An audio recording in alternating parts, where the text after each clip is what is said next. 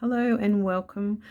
Today I wanted to do a little walkthrough and some pairings of the Back in the Hollar Oracle deck and the Hollar Moon Mountain Oracle deck.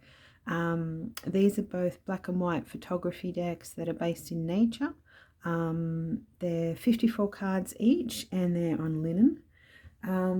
The Back in the Hollar one has this as a back, and the Hollar Moon Mountain Oracle has this one as a back. I bought these two decks off Printer Studio and I'll put the link down below. They are fairly pricey decks on Printer Studio, but they are much more affordable to get them there than on the Etsy site, which I think due to postage and stuff, it was quite expensive through the Etsy store. But on Printer Studio, it is, you know, the funds still go to the creator and everything, and it's much more affordable to purchase. For example, I got both of these two decks for less than what I would have had to pay if I got it on the Etsy store. So I combine them together usually and shuffle them as one big deck, but I just thought for the purposes of this video I'll separate them in case someone wanted to only buy one. The only difference that I can see apart from the backs is on the Hollar Moon Mountain you have the title at the top, and on the Back in the Hollow it's down the bottom.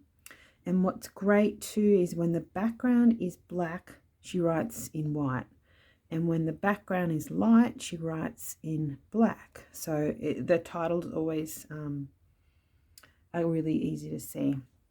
So I'm just going to do some pairings as I walk through the deck. So this one here is the Haunted Manor, and this is one of my favorite pairings. I think it looks really, really beautiful together. Because this here is mostly black and white. There is some color, but it's mostly black and white, and it's a very beautiful sort of magical deck, I find. And the Hollar Moon Mountain and the Back in the Hollow does a good job of clarifying, I think, and just matching it aesthetically.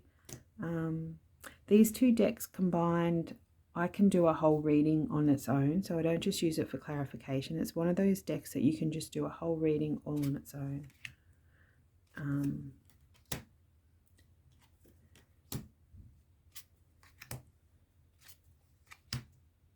This one looks gorgeous, I think. That's one of my favorite of the pairings. Is the Haunted Manor by Syrian Shadow. I also love the Abandoned Oracle by Deviant Moon.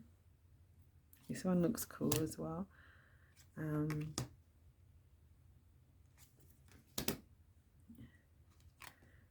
This is, I think, quite an underrated deck. It's very, very cool for me. It reads so well.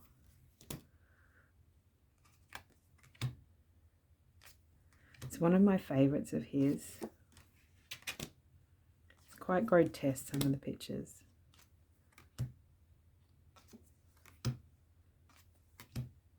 But the grandmother. And then we've got the Da Vinci Tarot. This one looks really, really nice together as well, I think.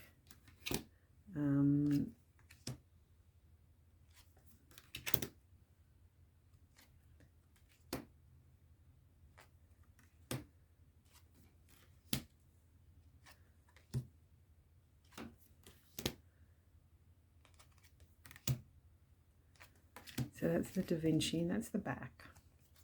I can't remember if it's called the Da Vinci Code or just the Da Vinci Tarot. And we'll do the Primordial Tarot. This one's another mass market, like the Da Vinci Tarot is mass market. I think the other ones have all been indie. I think this deck looks great with decks that have got limited colour palettes. So you can see like each card just has one colour theme depending on the suit, mostly. And then a lot of black and white. So I think it just, you know, marries really well together.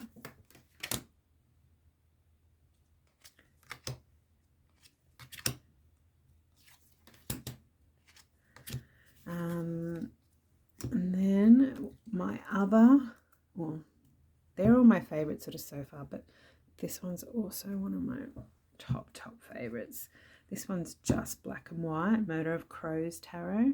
This one's one of my absolute favourites. I'll just take a few more off. I think they look really nice together.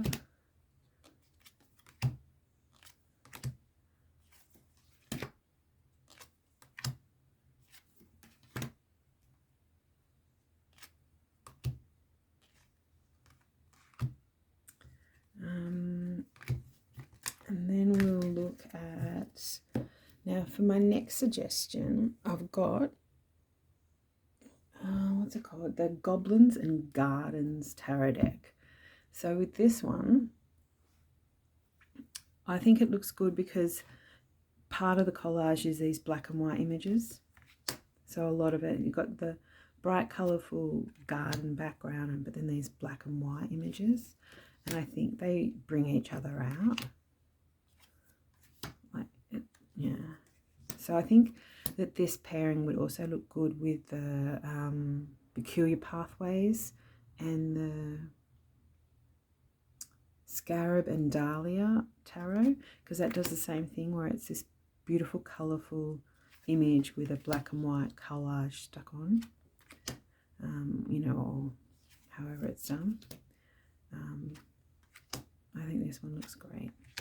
It just looks a lot of fun together.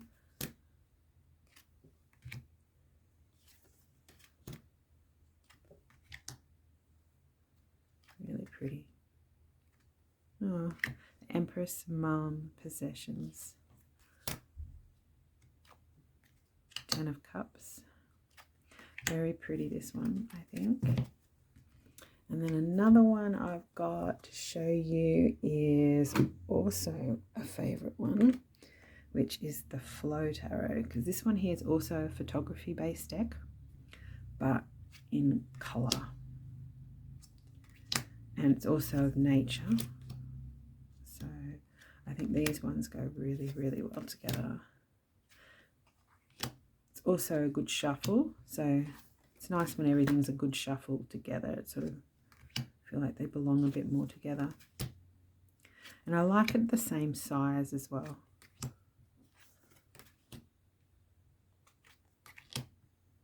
The Hermit, the Unseen Connection, Mountain and Simplicity.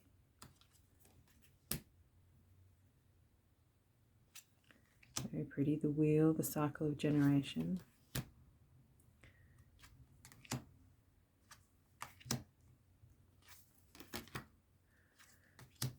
That's the Flow Tarot, which is an indie deck. And then I've also got here The Witchy Cat by Dame Darcy. I think this one's fun as well, just because there's a lot of black in this deck as well. So I think this one looks nice.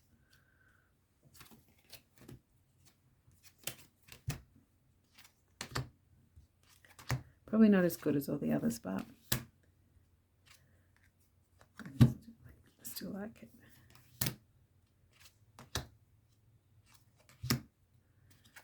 And then I've got the Lonely Dreamer Tarot. This one I think looks lovely. Sorry.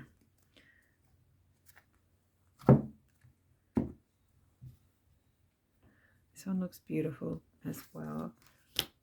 The simplicity of these pictures, they don't overwhelm the tarot, I find.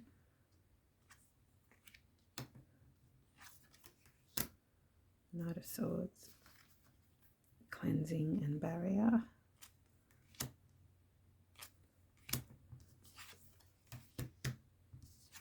So I'll just put them back here.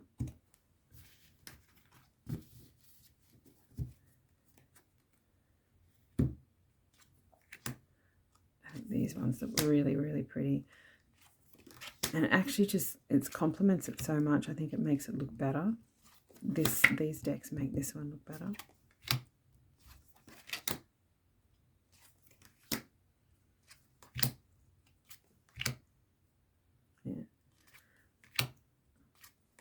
And that's the Lonely Dreamer Tarot, the first edition.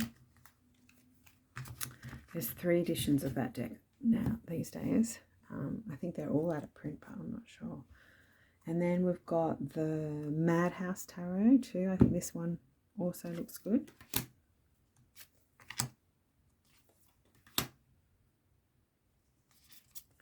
show you the backs too. They look so cute. It's got beautiful gilding too. I'll show you the gilding. It's that shiny black gilding, which is beautiful. This deck's growing on me at the moment. It did spook me a bit at one stage, but it's growing on me a bit.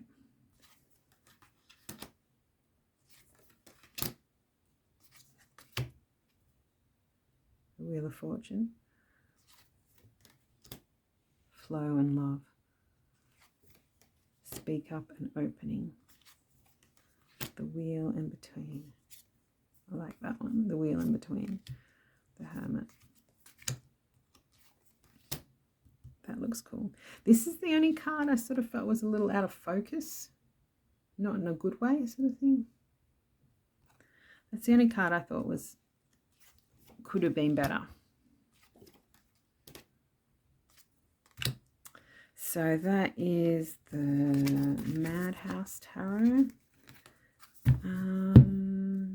And I've got one more I'll show you, which is the Japaritz Tarot. This one also just looks pretty. It's probably not one of my favorite to pair, but it still looks good. I think it looks really good with beautiful art decks in the way that it makes it shine rather than clash with it.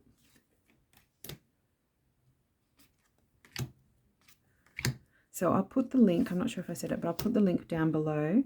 Like I said, the Etsy store, the price is quite a bit more because she adds a few trinkets and stuff, but I think most of the extra cost is in postage. But in Printer Studio, which I believe is based in the UK, the postage was so much cheaper. And also it came with just a little black bag like this. And both the decks fit. So that is the Japaritz Tarot. And I combine the two. When you combine the two, because they're both they're both 54 cards. So when you combine the two, it is 108. And it's still really easy to hold and to riffle because it's linen. And it's just beautiful to work with. So soft to shuffle. I adore it. So soft. Maybe I'll edge it. Probably look better, wouldn't it? But yeah, this deck is just gorgeous. I didn't buy it for a while because I didn't know I could get it at Printer Studio. So that's why I thought I'd just share that so that you know that that's an option if you don't want the extras. Or pay for the postage from, that might be higher for you. But that is the Back in the Hollar, this is the Hollar Moon Mountain one with the writing up the top with a small moon. And this one here is Back in the Hollar with the writing on the bottom with the big moon. Bye for now.